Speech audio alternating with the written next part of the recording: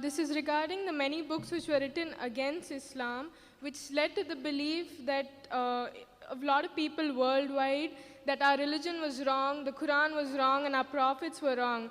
Among these people who believed in it, there were a lot of Christians who believe in the Bible too. And the Bible and the Quran have nearly the same prophets. We have Jesus Christ too, we have Moses too.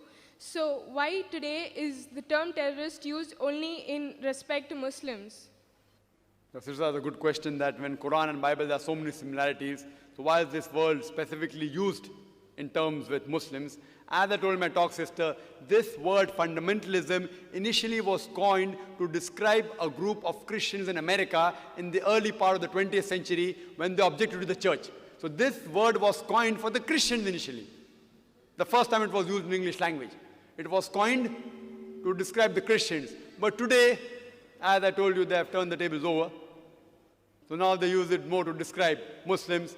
Why it is the case? Regarding similarities, I've given the talk sister similarities between Islam and Christianity, where I've described that there are various similarities between Islam and Christianity in the Quran and the Bible. So at least we, as human beings, let us agree to follow these similarities. The differences we can talk later. But the reason that they are doing this, as I told you, because Islam today is the fastest growing religion in the world, the people may be fearing that if Islam grows, maybe what they call as pleasure, they may have to give it up.